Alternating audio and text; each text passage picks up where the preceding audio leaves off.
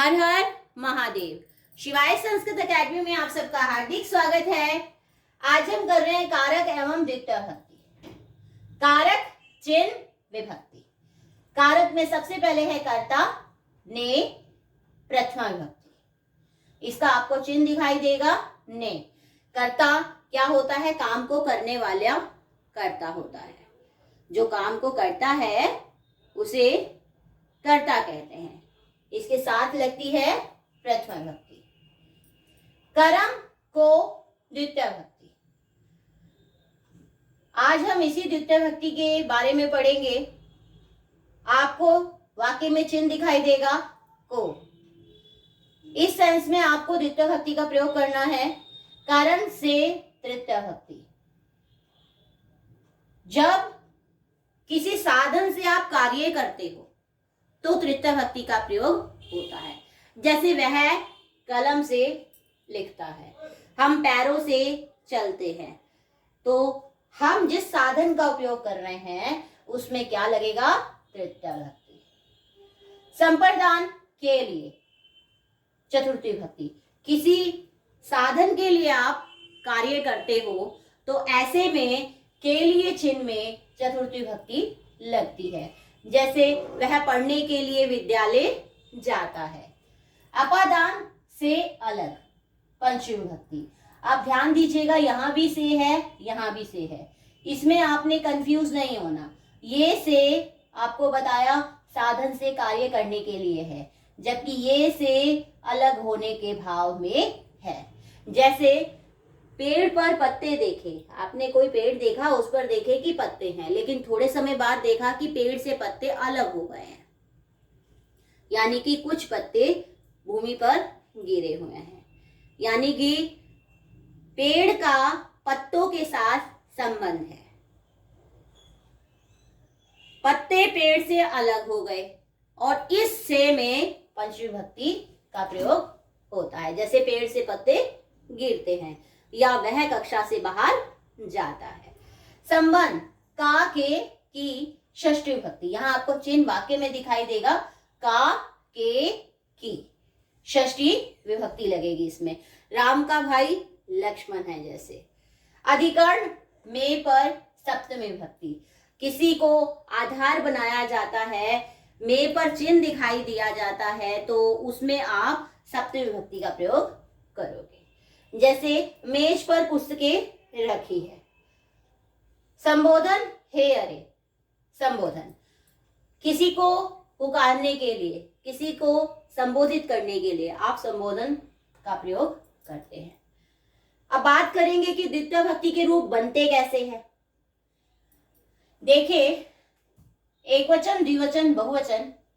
यहां है अकारांत। अकारांत मतलब अ जिसके अंत में है। जैसे राम है, राम के म में अ आपको दिखाई दे रहा है, तो इसका एक वचन है द्वितीय विभक्ति का, रामम, राम को। रामो, दो रामों को। रामान, अनेक राम को। आकारांत, आ जिसके अंत में है। लता में जैसे आ दिखाई दे रहा है आपको, लता। लताम, एक लता को। लते, दो लताओं को। लतः, अनेक लताओं को। इकारांत, ई जिसके अंत में है। जैसे हरि, हरि में आपको ई दिखाई दे रहा है। हरिम, हरि को। हरि, दो हरि को। हरिन, अनेक हरि को। ईकारांत, ई दिखाई दे। जैसे नदी में आपको ई दिखाई दे रहा है। नदीम, नदी को। नद्यौ, दो नदियों को। नद्यः, अनेक नदियों को। उकारांत, ओ जिसके अंत में है। जैसे गुरु, गुरु में आपको उ दिखाई दे रहा है। गुरुम, गुरु को। गुरु, दो गुरुओं को। गुरुन, अनेक गुरुओं को। उकारांत, वधु, एक वधु को। वधुम, एक वधु को। वधवौ, दो वधुओं को। वधु, अनेक वधुओं को। ऋकारांत, री जिसके अंत में है। जैसे मात्र में आपको री दिखाई दे रहा है, इसका एक वचन बनेगा मात्रम, माता को। मात्रौ, दो माताओं को। मातृ, अनेक माताओं को। अब बात करेंगे त हलंत, यानी कि ऐसे शब्द जिसके अंत में त हलंत वाला है। जैसे भवत, भवत का अर्थ होता है आप। भवंतम आपको, भवंतौ आप दोनों को, भवतः आप सबको। सहलंत वाला विद्वस, जैसे इसमें विद्वस, इसमें आपको सहलंत दिखाई दे रहा है। विद्वस का अर्थ होता है विद्वान। विद्वांसम एक विद्वान को, विद्वांसो दो विद्वानों को, विदुषः अनेक विद्वानों को। न हलंत जैसे राजन, राजन में आपको न हलंत दिखाई दे रहा है। राजानम एक राजा को, राजानो दो राजाओं को, राज्य अनेक राजाओं को। नपुंसकलिंग शब्द जैसे फल है, फल का द्वितीय भक्ति में एक वचन में फलम एक फल को, फले दो फलों को, फलानी अनेक फलों को।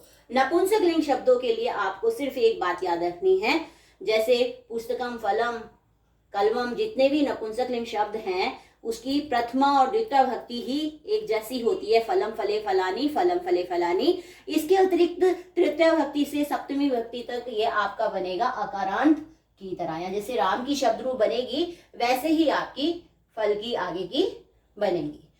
अब इसका को के सेंस में एक उदाहरण देखते हैं। जैसे वह पुस्तक पढ़ रहा है, किसको पढ़ रहा है? पुस्तक को पढ़ रहा है। ठीक है, यहाँ क्या है? पुस्तक को पढ़ रहा है। जैसे वह क्या है? पुल्लिंग है, सह। किसको पढ़ रहा है? पुस्तकम। जिसको पढ़ रहा है उसमें द्वितीय भक्ति पुस्तकम। और सह के योग में आपको बताया था वर्तमान काल में अति आता है, यानी कि पढ़ती, वह पुस्तक पढ़ रहा है। अब आगे देखिए, ये कुछ उपपद है। उपपद क्या होते हैं? जब वाक्य में किसी विशेष पद, अव्यय या धातु के कारण कारक चिन्हों के अनुसार सामान्य विभक्ति ना लगाकर कोई विशेष विभक्ति लगाई जाती है तो उसे उपपद कहते हैं। यानी कि कहने का भाव ये है, ऐसा नहीं आपको को दिखाई देगा, आपको जब ये उपपद नजर आएंगे, कोई धातु और ये इस तरह से उपपद नजर आएंगे तो आपने द्वितीय भक्ति का प्रयोग करना है। जैसे गम, जाना, गम धातु जाने के लिए होती है और यहाँ किसमें द्वितीय भक्ति लगेगी? जहां जाया जा रहा है। जैसे राम वन जा रहा है, कहाँ जा रहा है? वन जा रहा है। या गम धातु जाने के योग में है, राम एक है, रामः, कहाँ जा रहा है? वन जा रहा है, वनम गच्छति। यहाँ जाने के योग में वन में द्वितीय भक्ति आएगी। ध्यान रखिएगा, जहां जाया जाता है वहां द्वितीय भक्ति लगती है। नम नमस्कार करना, और यहाँ ध्यान रखिएगा कि जिसको नमस्कार किया जाता है उसमें द्वितीय भक्ति लगती है। जैसे पुत्र पिता को नमस्ते करता है, किसको कर रहा है? पिता को कर रहा है। नम धातु के सेंस में आपने द्वितीय भक्ति लगानी है, चाहे आपको को दिखे या ना दिखे। जैसे पुत्र करता है, पुत्रः, किसको कर रहा है? पिता को, पितरम। नमति नमस्कार कर रहा है। इसके बाद है सम्या या निक्षा। इन दोनों का अर्थ ही क्या है? पास।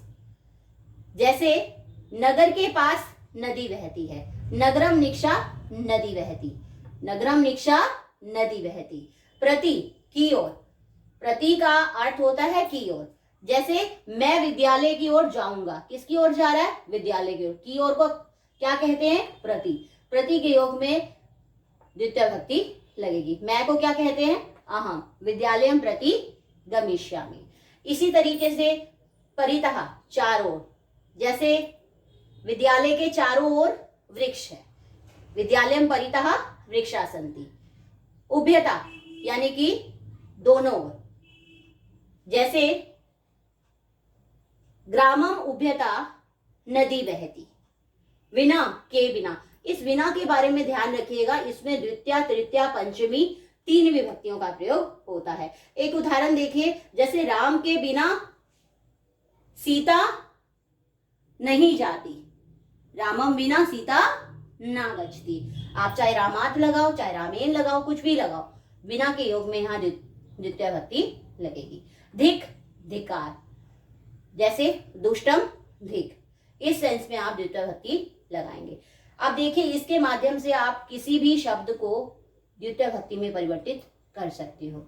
और जिसके अंत में है आ है, ई, उ, री, इस तरीके से शब्दों की द्वितीय भक्ति आप आसानी से बना सकते हो और इस प्रकार आप वाक्य भी बना सकते हो। आज की कक्षा यही समाप्त होती है। आपको आज की वीडियो अच्छी लगे, वीडियो को लाइक करें, शेयर करें, चैनल को सब्सक्राइब भी करें। धन्यवाद।